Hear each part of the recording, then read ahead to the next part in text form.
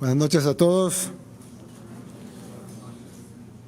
Señor presidente de la Asamblea Legislativa, Ernesto Castro, y señores diputados que nos acompañan esta noche. Señor presidente de la Corte Suprema de Justicia, Óscar Alberto López Herez, y señores magistrados. Señor vicepresidente de la República, Félix Ulloa Hijo, y su distinguida esposa. Mi querida esposa Gabriela, la primera dama de la República. Señores diputados al Parlamento Centroamericano, señores miembros del Ministerio Público y el señor Fiscal General de la República, señor alcalde municipal de San Salvador, excelentísimos señores embajadores y honorables jefes de misiones diplomáticas acreditadas en nuestro país, señores miembros de mi gabinete de gobierno, estimados estudiantes y docentes que nos acompañan esta noche, invitados especiales, querido pueblo salvadoreño. Todos los 15 de septiembre nuestro país celebra el Día de su Independencia. El 15 de septiembre del 2012, hace exactamente 10 años, poco después de haber sido electo alcalde de Nuevo Cuscatlán, yo daba un discurso precisamente ante el cuerpo diplomático acreditado en nuestro país. Ese día, hace exactamente 10 años, desde un pequeño pueblo en el departamento de La Libertad,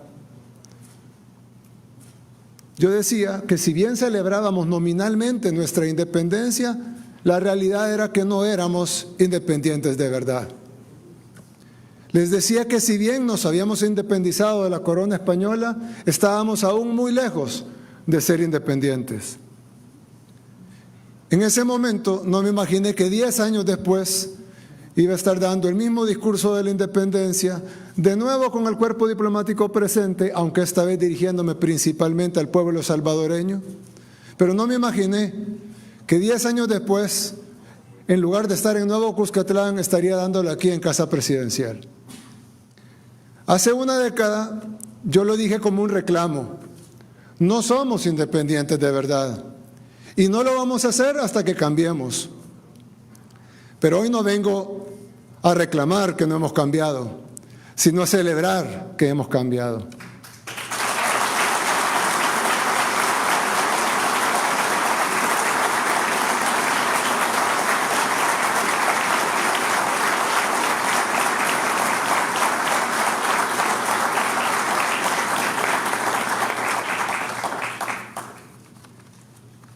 El espíritu se sintió hoy en el desfile de nuestra independencia. Fue una verdadera fiesta. Se sintió un aire distinto, un verdadero orgullo, no solo para las decenas de miles de personas, más de 100,000 personas que llegaron a verlo ahí en la calle, sino incluso para los que lo vieron a través de la televisión o a través de las redes sociales. Y no es que el desfile fuera 100 veces superior a los de los años anteriores, sino que el patriotismo de nuestro pueblo sí es 100 veces mayor que antes.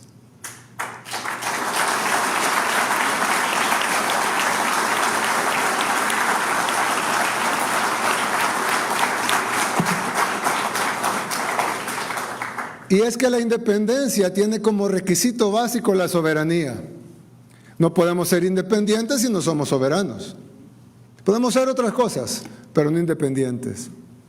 En 1821 firmamos nuestra soberanía respecto a España, pero nunca fuimos un país soberano, al menos no de verdad.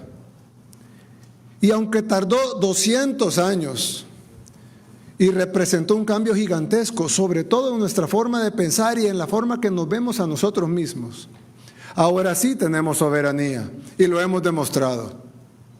Aunque hay algunos que no les guste, aunque haya presiones para que no sea así. Ahora El Salvador toma sus propias decisiones. Eso le ha quedado claro a todos. Pero para ser independientes debemos también tener libertad. De hecho, el primer grito de independencia, como lo conocemos, que lo celebramos cada 5 de noviembre, fue textualmente libertad, libertad. Porque cuando nos referimos a la independencia de un país, esa independencia es sinónimo de libertad. Pero en nuestro país nunca hemos tenido libertad. Nos liberamos únicamente del yugo de la corona española, pero luego vinieron otros yugos, las dictaduras, la guerra civil, los gobiernos incompetentes y corruptos. Nunca tuvimos libertad, ni siquiera de las cosas más básicas, ni siquiera para salir, ni siquiera para conocer nuestro país. Y el mismo pueblo lo puede atestiguar. Si le preguntan al pueblo salvadoreño si se sienten libres hace un año, les dirá que no. Si les preguntan hace 3 años, les dirá que no. Pero si le preguntan, incluso que si alguna vez se han sentido independientes en toda su vida, les dirán que no. Pero si le preguntan que si se sienten libres ahora, contundentemente todos les dirán que sí.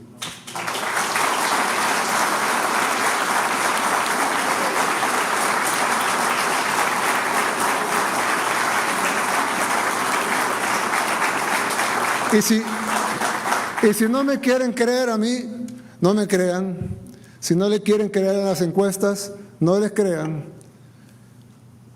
Vayan ustedes mismos y pregúntenles a la gente, pregúntenles al pueblo salvadoreño, quien ustedes quieran. Contraten una casa encuestadora de su preferencia, extranjera incluso, eso es un país libre, que le pregunten a los salvadoreños y casi la totalidad de ellos dirán que hoy sí se sienten libres. Por primera vez no lo dice un gobierno, no lo dice una élite. Por ahí escuché que El Salvador antes vivía en libertad y democracia. No sé en qué país vivían, probablemente en el país de las élites. Pero por primera vez no lo dice un gobierno, no lo dice una élite, sino que lo dice el pueblo. Por primera vez tenemos libertad de verdad.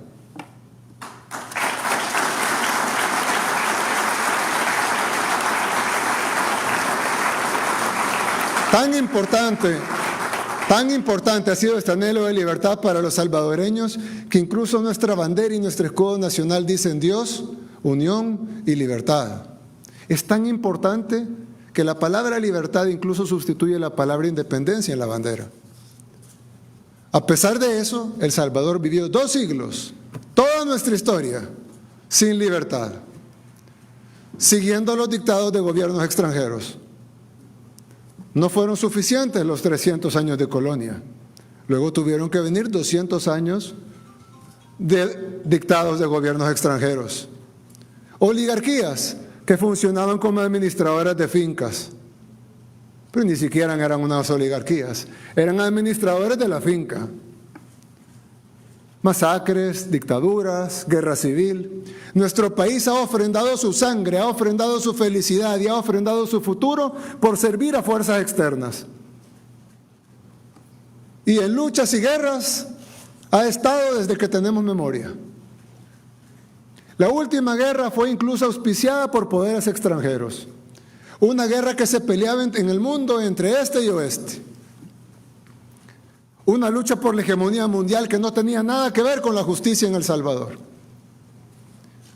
El Salvador, sin embargo, fue escogido como un campo de batalla, uno de tantos.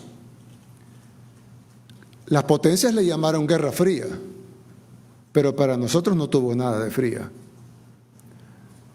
De hecho, en ese momento, una de las potencias, Estados Unidos, daba $1 millón diarios para financiar la guerra. $1 millón de los 80, que equivaldrían más o menos como a $10 millones actuales, diarios. 10 millones el lunes, 10 millones el martes, 10 millones el miércoles, 10 millones el jueves, 10 millones el viernes, y así sucesivamente durante el año y así sucesivamente durante 12 años. Para financiar la guerra, para financiar que nos matáramos entre hermanos. Pero no eran los únicos. No solo era una potencia mundial, eran 2. Y el otro bando también era financiado internacionalmente, también le enviaban armas, también le enviaban dinero y también los entrenaban para matar a los salvadoreños. El FMLN también fue financiado por poderes externos. Su antiimperialismo era realmente un imperialismo.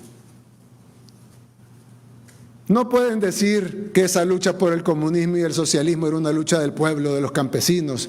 Esa también fue una lucha financiada por los poderes externos, que los entrenaban, les daban armas y dinero, como lo dije hace un rato.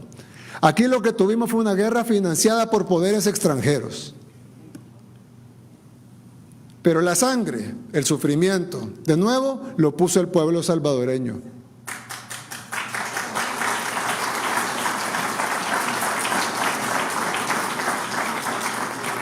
Y ambos bandos, los de un grupo y los del otro, no estamos tomando bandos, simplemente es un análisis sobre la realidad del país que es indebatible, o al menos irrefutable.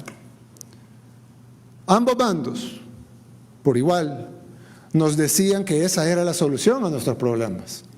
Los que financiaban la guerra nos decían que esa era la solución, que nos estaban financiando para ayudar a nuestro país, y que eso era lo mejor para nosotros. Y muchos salvadoreños que se sumaron a la lucha del FMLN para ir a matar, dejaron a sus familias, agarraron un fusil. Niños de 10, 11 y 12 años que se fueron a matar, que no tuvieron niñez. Muchos murieron en la guerra, pero incluso los que sobrevivieron no tuvieron niñez, porque a esa corta edad fueron a matar en lugar de estar jugando y aprendiendo. Como sí lo hacían en el primer mundo. Sus niños jugaban, mientras nuestros niños se mataban. Los dos bandos de esta guerra internacional nos vendieron que ese era el mejor camino para una vida mejor. ¿No es cierto? Es una realidad irrefutable. Pero la historia nos enseñó que nos engañaron, que era una guerra entre dos sistemas a nivel mundial que fue trasladada a El Salvador como un campo de batalla más. Todo ese proceso desembocó en los llamados acuerdos de paz, también auspiciados por poderes internacionales. Qué extraño, ¿no? Todo el guión. Lo que nuestra gente vivió fue el miedo y el dolor de perder a su familia. 80,000 salvadoreños murieron y más de 20,000 desaparecidos, y además 1 millón de desplazados, la mayoría a Estados Unidos, en algunos casos a Canadá y a otros países.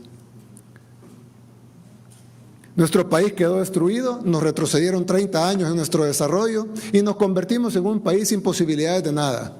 No nos desarrollamos como pudimos hacerlo. Millones quedaron con traumas que todavía están ahí y todavía seguimos pagando las deudas de la guerra. O no han visto a los veteranos pidiendo derechos. Todavía, al día de hoy, seguimos pagando las facturas de la guerra. Así que nos vendieron entonces que lo mejor para nuestro país era firmar la paz. Por supuesto que nadie está en contra de parar un conflicto armado, que además nunca debía haber existido. Pero no se firmó ninguna paz, porque no hubo paz en El Salvador. Solo fue otro engaño más. Otro engaño de la larga lista de engaños a los que hemos sido sometidos en toda nuestra historia. En enero de 1992, cuando se firmó la falsa paz, el pueblo fue a celebrar. Hubo dos celebraciones, la de la derecha y la de la izquierda. La más simbólica y emblemática fue la de la izquierda, y afuera de Catedral Metropolitana lanzaron palomas blancas. Todos pensamos en ese momento que teníamos paz, que nuestro país iba a mejorar, pero nada de eso pasó. Nunca hubo paz, de hecho hubo más guerra. Han muerto y desaparecido más salvadoreños víctimas de la violencia después de los supuestos acuerdos de paz. Murieron más salvadoreños en la paz que en la guerra, víctimas de la violencia. En esta vez, a manos de las pandillas, que coincidentalmente también fueron hijos de la guerra. Para los que no conocen esa parte de la historia, es importante que la conozcan, aunque gracias a Dios ya no la van a vivir, pero es la historia de nuestro país. Del millón de salvadoreños que tuvieron que emigrar a otros países, ese millón de salvadoreños desplazados en una gran parte se fueron a vivir a guetos en los Estados Unidos. Ahí en los guetos formaron lo que ahora conocemos como pandillas, la MS-13 y la Barrio 18. Luego vino, claro, esas pandillas eran de salvadoreños operando en los Estados Unidos. Pero luego vino el presidente Clinton con un plan de deportación y deportó a los delincuentes a El Salvador sin avisarnos que eran delincuentes. Aquí vinieron miles de pandilleros deportados de Estados Unidos y nosotros no podíamos detenerlos simplemente porque no sabíamos que eran pandilleros. fueron a las comunidades a reclutar, al igual que la guerrilla, a niños de 12, 13 y 14 años, para que fueran a matar, para que fueran a robar. La misma receta, pero modernizada. Justo en ese momento, como que calzara perfecto, también por dictados internacionales vino la ley del menor infractor. No pueden tocar a los menores de 18, justo a los que estaban reclutando. Nos mandaron la enfermedad y nos quitaron en ese mismo momento la única medicina que teníamos: poner a los pandilleros tras las rejas, cuando eran pocos. Entonces, la gente debía huir otra vez, o ya no por la guerra civil, sino por temor a las pandillas. Por eso más de 3 millones de salvadoreños, 1/3 de nuestra población, vive fuera de nuestro país. Unos producto de la guerra civil y otro grupo todavía más grande y que perduró más en el tiempo, el éxodo de la posguerra. Nos vendieron esa falsa paz.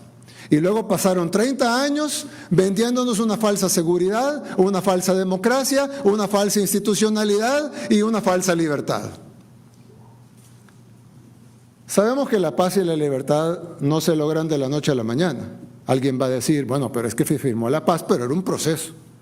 Escucho eso de los apologistas de los acuerdos de paz, que dicen, no, la paz se firmó, pero evidentemente no iba a ser de la noche a la mañana, sino que era un proceso. De acuerdo, sabemos que la paz y la libertad no se logran de la noche a la mañana, pero se ve el proceso. Pero los años pasaban y lejos de ir consiguiendo cada vez más paz y más libertad, cada vez la íbamos perdiendo más. Algunos pocos, pueden decir que esto es mentira, pero ahí están los datos que no hicimos nosotros. En el año 2005, por poner un año, porque en 2004, 2003, 2006, en el año 2005 se cometieron menos homicidios que en el 2010. Y en el año 2010 se cometieron muchos menos homicidios que en el 2015. Es decir, la violencia iba aumentando en lugar de disminuir. No íbamos en un proceso hacia la paz, íbamos en un proceso hacia la guerra. En el 2019, cuando llegamos a la presidencia, empezamos a ver esa realidad, que íbamos hacia la guerra, no hacia la paz, y que poco a poco nos íbamos convirtiendo en un país totalmente inviable. Todas esas recetas que nos dieron fracasaron. En 2 siglos de historia, los salvadoreños nunca conocimos la paz, ni la libertad, ni la soberanía, y hasta ahora la población lo puede testificar.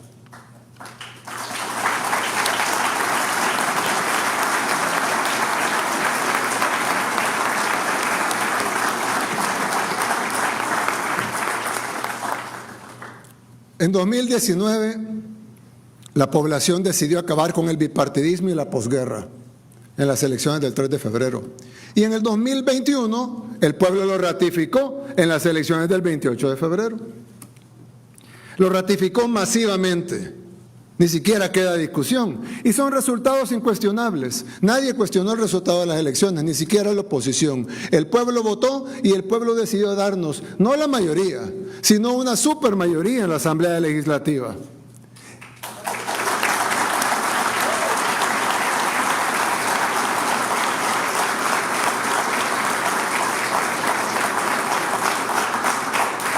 Y gracias a esa supermayoría es que se pudo cambiar al fiscal general de la República anterior y a la anterior Sala de lo Constitucional.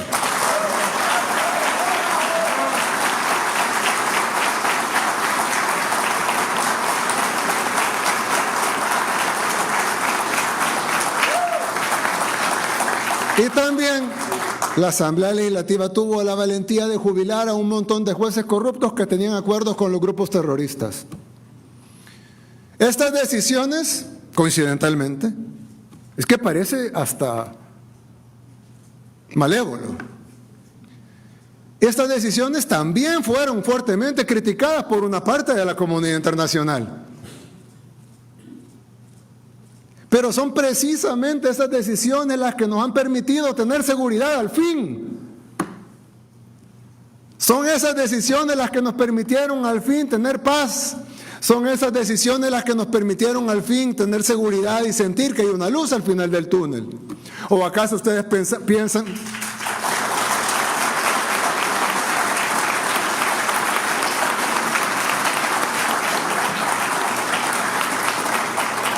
¿O acaso ustedes piensan que la guerra de las pandillas fuera posible con el fiscal anterior, con la sala de lo constitucional anterior, con los jueces anteriores? Sería totalmente imposible. Es decir, protestaron por las mismas decisiones que nos han permitido tener por fin, después de 200 años, tranquilidad, paz y libertad.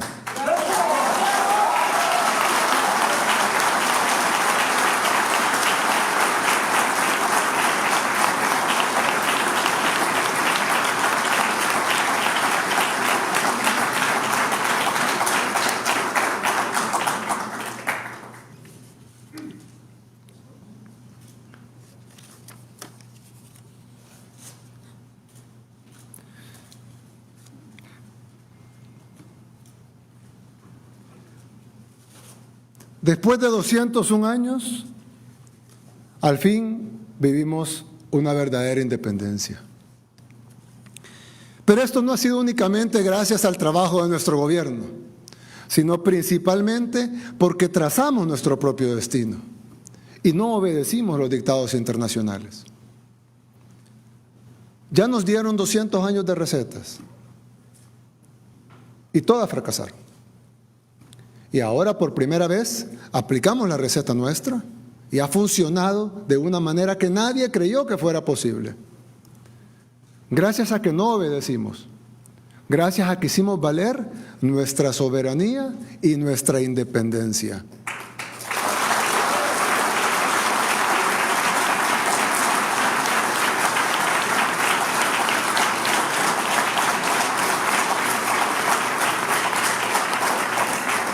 Si no, seguiríamos como estábamos antes, con el mismo fiscal de antes, con la misma sala de lo constitucional de antes, con los mismos jueces de antes, y por lo tanto no pudiéramos haber logrado nada.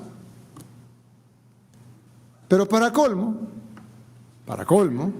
parecería que ya tuviéramos el colmo, pero para colmo, ahora que empezamos a estar bien, hay algunos, y quiero recalcar algunos, de la comunidad internacional que empiezan a condenar las mismas acciones por las que estamos bien. No las decisiones previas, las acciones por las que estamos bien. Critican la guerra contra las pandillas, critican el régimen de excepción, critican la captura de pandilleros, como si quisieran que volviéramos a estar mal.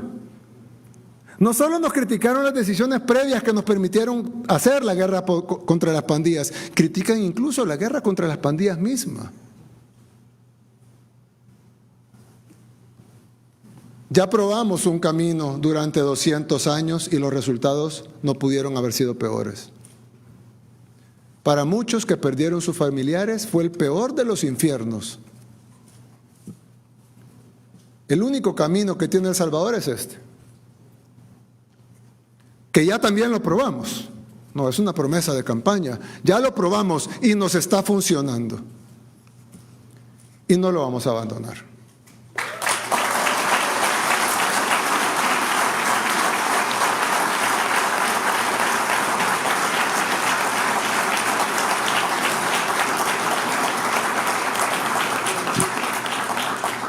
No lo vamos a abandonar por más protestas que vengan desde el exterior. Es por eso que luego de conversarlo con mi esposa Gabriela y con mi familia, anuncio al pueblo salvadoreño que he decidido correr como candidato a la presidencia de la República.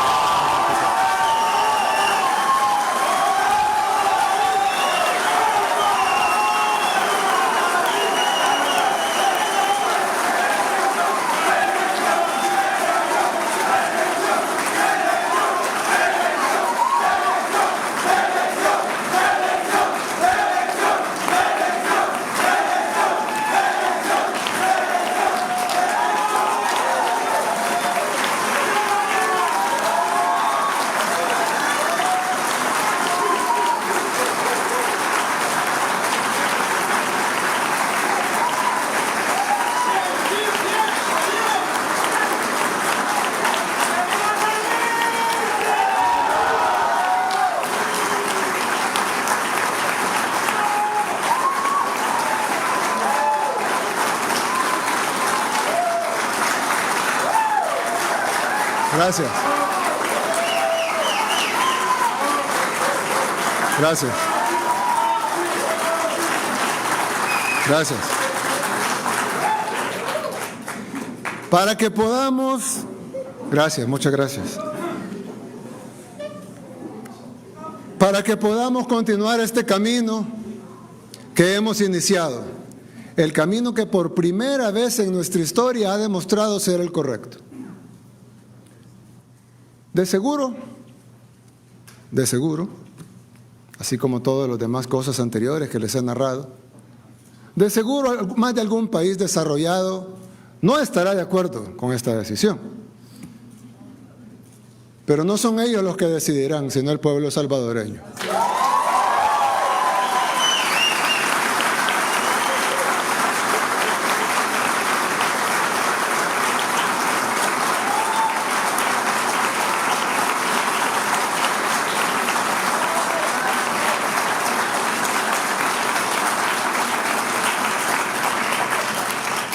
Un pueblo libre, soberano e independiente. Además, ¿por qué los países desarrollados nos deberían decir qué hacer? Ya probamos las recetas de ellos durante 200 años y fracasamos, y además sería una protesta hipócrita, porque prácticamente todos los países desarrollados tienen reelección. Antes de venir aquí, pedí que me imprimieran una lista de todos los países desarrollados de acuerdo al Fondo Monetario Internacional.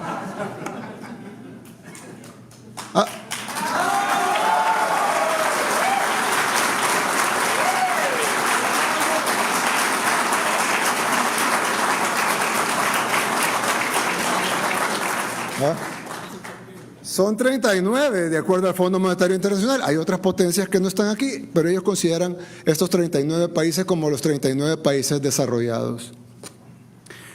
Andorra, Australia, Austria, Bélgica, Canadá, Chipre, República Checa, Dinamarca, Estonia, Finlandia, Francia, Alemania, Grecia, Islandia, Irlanda, Israel, Italia, Japón, Corea, Latvia, Lituania, Luxemburgo, Macao, Malta, Holanda, Nueva Zelanda, Noruega, Portugal, Puerto Rico, San Marino, Singapur, la República de Eslovenia también, España, Suecia, Suiza,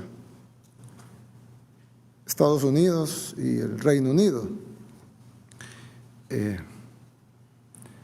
Todos ellos tienen reelección, a excepción de Corea. Todos los demás tienen reelecciones de sus jefes de gobierno, en la mayoría de casos ilimitada, en algunos casos con limitantes de 1 o 2 periodos de reelección. Y muchos de ellos tienen incluso monarquías, las cuales nosotros respetamos mucho porque son sus países. Hereditarias, por supuesto. Lo cual nosotros no tenemos ninguna objeción a ellas, porque son sus países y son sus países los que deben de decidir qué gobierno es el que quieren tener. Si ellos desean tener un jefe de Estado electo por herencia, nosotros estamos sin ninguna objeción y le brindamos todo el respeto que se merece el jefe de Estado de otra nación amiga y hermana. Nosotros creo que no aceptaríamos tener jefes de Estado por herencia, pero eso somos nosotros los salvadoreños. No tenemos nada que decirle a ellos qué hacer con su país. De la misma manera, ellos no tienen nada que decirnos a nosotros qué hacer con el nuestro. Sin embargo, como dije antes, sería una protesta hipócrita, porque todos ellos tienen reelección. Ahora bien, alguien va a decir, bueno, pero el hecho que ellos lo hagan no quiere decir que nosotros también lo debemos de hacer. En primer lugar, creo que hay que copiar a los que están bien, no a los que están mal. Y las prohibiciones de reelección solo existen en el tercer mundo, coincidentalmente. Y esto tiene una lógica básica y sencilla.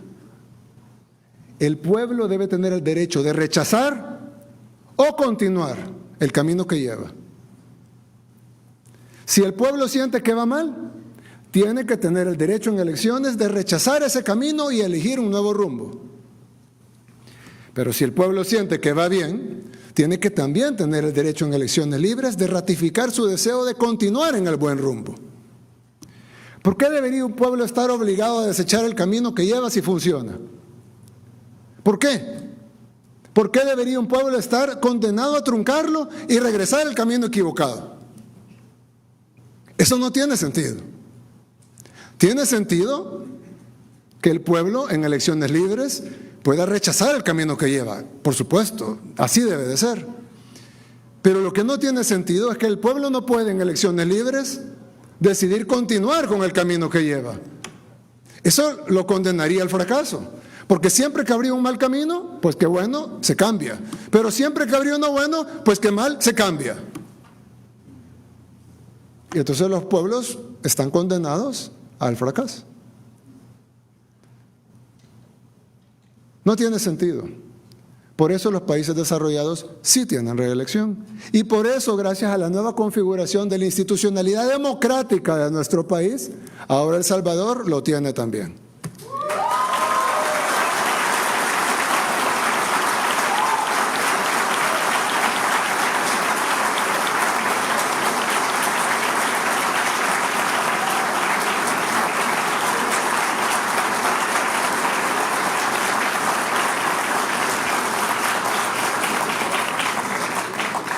Independencia, soberanía, paz, libertad, son palabras fáciles de decir. Las hemos venido escuchando siempre. Independencia, soberanía, paz, libertad. Fáciles de decir, pero muy difíciles de materializar. Muy difíciles de convertirlas en realidad. Después de 2 siglos de decirlas y no practicarlas, es hora de que las practiquemos. Es hora de que nosotros mismos nos convenzamos de que somos libres, de que somos soberanos y de que somos independientes. Y sobre todo, de que queremos vivir en paz. Muchas gracias a todos y que Dios bendiga a El Salvador. Desde el Salón de Honor de Casa Presidencial, este fue el mensaje a la Nación del 201º aniversario de Independencia Patria del señor Presidente de la República de El Salvador, Nayib Bukele. En este momento, se retira del Salón de Honor de Casa Presidencial el señor Presidente de la República, Nayib Bukele, y la señora Primera Dama de la República, Gabriela de Bukele.